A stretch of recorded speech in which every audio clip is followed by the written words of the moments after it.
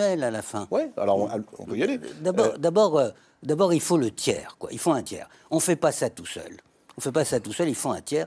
Celui que j'appelle, moi, l'annonciateur, il faut que quelqu'un vienne et dise « Ah, mais t'as vu comment elle t'a regardé, etc. » Ou alors, tu as vu comment il s'est intéressé à toi. Il y a un tiers.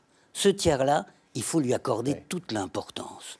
Si vous voulez capturer une âme... Non, mais je donne des tas de principes très précis. Hein, ah bah oui, promettez la métamorphose et vous obtiendrez la passion amoureuse. Ça s'appelle du cynisme, ça, non? Non, alors, attendez, parce que je parle des principes. Quand on parle de principes, on est dans le cynisme. Mais quand on utilise ces choses-là, on est dans le besoin.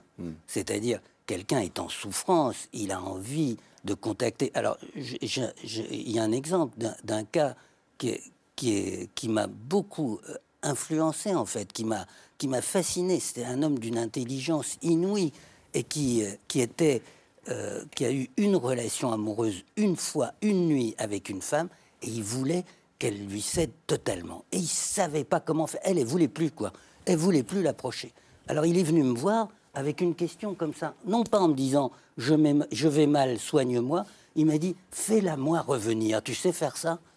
Et là, je me suis dit, lui, il pose la vraie question. Est-ce qu'on sait la faire revenir? Et alors, est-ce qu'on sait la faire revenir? Parce que c'est une bonne question. Elle est revenue.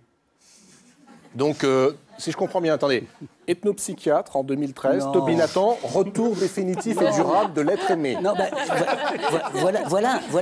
regardez, c'est une question. Voilà un bel exemple. C'est-à-dire que vous avez une pensée officielle qui ignore ces phénomènes qui sont extrêmement présents dans la tête de tout le monde, et vous avez des marabouts qui distribuent des papiers partout comme ça, qui, eux, répondent aux questions des gens. Je pense pas qu'ils sont très sérieux, ces marabouts, hein, mais quand on regarde les choses avec sérieux, quand on veut leur accorder l'importance que les anciens leur accordaient, et qu'au fond, quand on regarde le fonctionnement, eh bien, ça mérite, à ce moment-là, on se rend compte que, oui, il y a des principes à tirer et on peut aider les gens avec ça, oui. Ouais. Donc l'amour ne tombe pas du ciel. Il y a énormément d'exemples que vous donnez. Absolument. Et ce qui est assez passionnant, c'est les confessions, les confidences que vous font ces gens qui viennent vous voir. Vous avez bien évidemment changé et modifié les prénoms, les professions.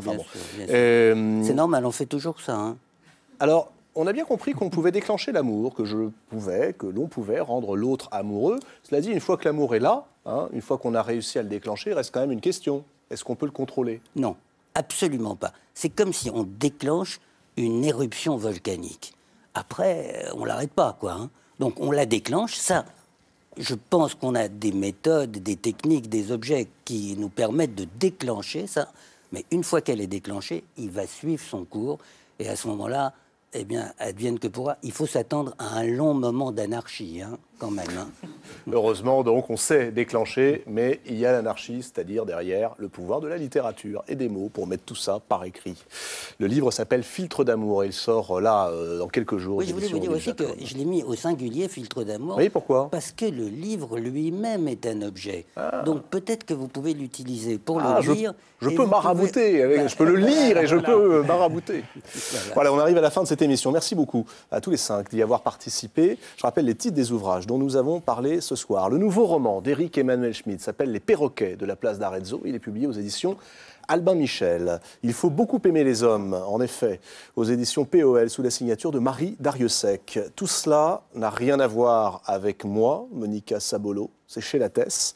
C'est pas ce que dirait sans doute Lionel Duroy, qui publie donc Vertige aux éditions Julliard. Et puis Filtre d'amour au singulier, le livre-objet qui permet de le rendre amoureux, aux éditions Odile Jacob. Bonne nouvelle, 5 très bons livres à lire. Et puis une meilleure nouvelle, ou une excellente nouvelle, prix Nobel de littérature, un immense écrivain, Alice Munro. Alice Munro, auteur de quelques livres seulement, à peine une dizaine, qui sont des petits bijoux, lisez cela. Richard Ford, Jonathan Franzen, Raymond Carver ne jurent que par elle. C'est aux éditions de l'Olivier et tout est en poche. Le dernier s'appelle Trop de bonheur, c'était prémonitoire. Et puis, moi, mon préféré, c'est celui-ci, Les lunes de Jupiter.